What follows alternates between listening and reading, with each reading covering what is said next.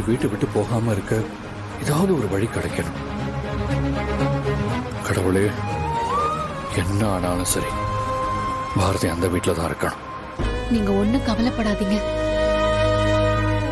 அந்த அம்மன் நம்மளை கைவிட மாட்டான்.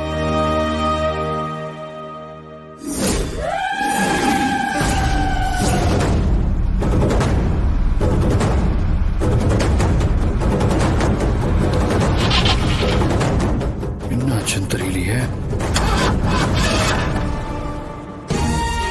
உலகத்துல நமக்கு யார் மேல இருக்கிற நம்பிக்கை வேணாலும் போயிடலாம், எல்லாரும் மாறிடலாம்.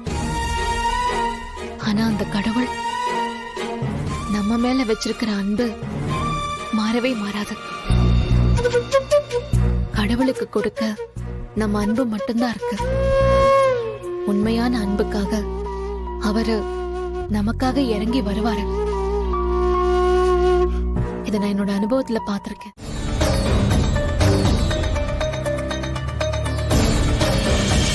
அம்மா, எனக்கு என்ன கேட்கறதுனே தெரியல. இந்த நிமிஷம் எனக்கு இருக்கிற பிரச்சனையை தீர்க்க உன்னைய விட்டா இந்த உலகத்துல வேற யாரும் இல்லை.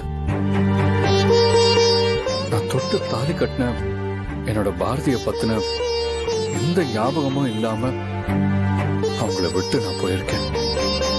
உன்னோட அருளாலதான் நான் அவங்கள திரும்பவும் பார்த்தேன். ரெண்டு பேரும் புருஷன் பொண்டாட்டினே சொல்லிக்காம நாங்க வாழ்ந்திருக்கோம். இன்னைக்கு பாரதியோட உடம்புல நீ வந்து இறங்கியிருக்க. பாரதி ரொம்ப கஷ்டப்படுறாங்க. நீ கருணையோட அந்த உடம்புல இருந்து இறங்கணும் தாய்.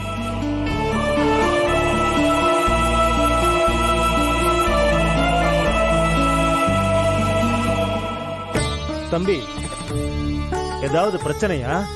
உங்க முகமே சரியில்லை. எதுவா இருந்தாலும் இந்த அம்மனை சாட்சியா வச்சு என்கிட்ட சொல்லுங்க. இந்த ஆத்தா ஏதாவது ஒரு வழி சொல்லுவான்.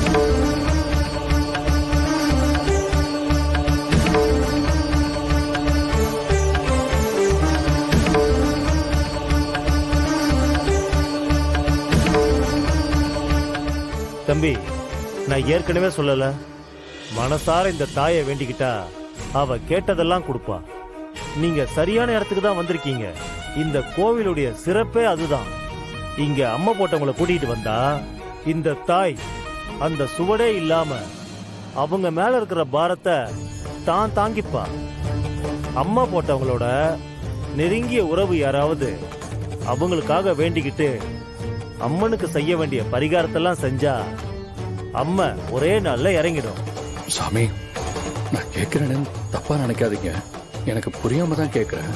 அது எப்படி டாக்டர் 15 நாள் ஆகும்னு சொன்ன விஷயம் எந்த கோவில்ல ஒரே நாள்ல சரியாகும்னு சொல்றீங்க? இன்னைக்கு இருக்கிற இந்த விஞ்ஞான உலகத்துல நம்ம அறிவுக்கு புலப்படாத எத்தனையோ விஷயங்கள் இருக்கு. அப்படி ஒண்ணுதான் இது. இந்த உலகத்துல மனுஷங்களுக்கு தான் எல்லா விதிமுறைகளும். ஆனா இந்த கடவுளுக்கு அது எதுவும் கிடையாது.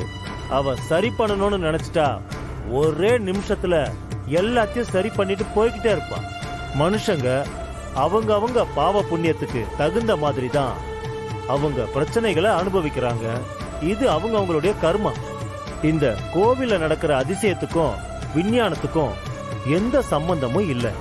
முழு நம்பிக்கையோட சரியா நினைச்சு இந்த ஆத்தா கிட்ட வந்தா அவ சரி பண்ணி கொடுப்பா. அது சரி, அம்மா போட்டிருக்கிறது யாருக்கு? சொல்றது சரிதான். ஆனா அவர்கிட்ட நான் தான் நேர்ல பார்த்து விவரமா பேசியிருக்கேன்.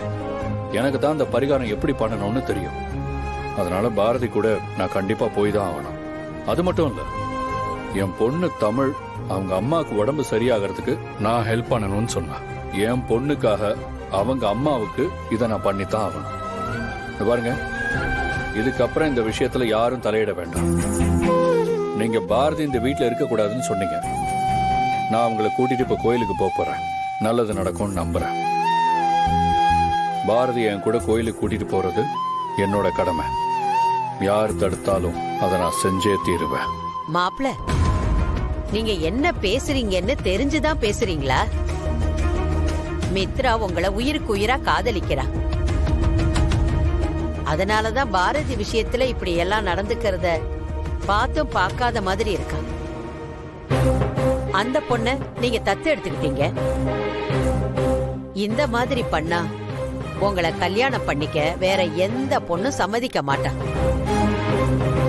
ஆனா எங்க மித்ரா உங்களை தான் கல்யாணம் பண்ணிக்கணும்னு பிடிவாதமா இருக்கிறா.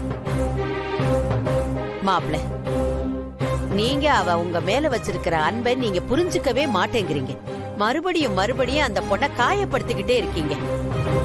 அந்த பொண்ணை தத்து எடுத்துக்கிட்டதுக்காக அவங்க அம்மாவையும் கூட இருந்து பாத்துக்க போறேன்னு சொல்றது எந்த விதத்துல மாப்பிள்ளை நியாயம்?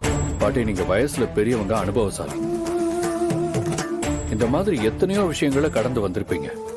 நான் பாரதிக்கு ஹெல்ப் பண்றது ஒரு மனிதாபிமானம். அவங்க படுற கஷ்டத்துக்கு துணையா நிக்கணும்னு நினைக்கிறது ஒரு சாதாரண விஷயம். அதை நீங்க எதுக்கு இவ்வளவு தூரம் காம்ப்ளிகேட் பண்றீங்கன்னு எனக்கு சுத்தமா புரியல. மனுஷனுக்கு மனுஷன் உதவி பண்றதுல எதுக்கு இவ்வளவு பிரச்சனை? விடுங்க, இதுக்கு மேல யாரும் இதை பத்தி பேச மாட்டீங்கன்னு நம்புறேன். பாரதி, வாங்க போலாம்.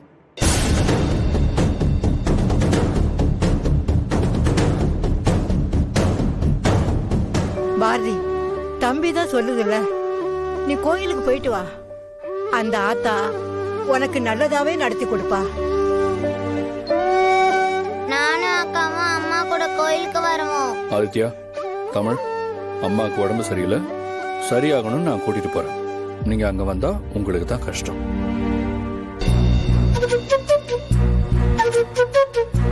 அக்கா சொல்ற மாதிரி எவ்வளவு கஷ்டம் வந்தாலும் நாங்க தாங்கிக்கிறோம். நாங்களும் அம்மா கூட வருவோம். ப்ளீஸ் பா, நீங்க எங்களை வேணான்னு சொல்லாதீங்க.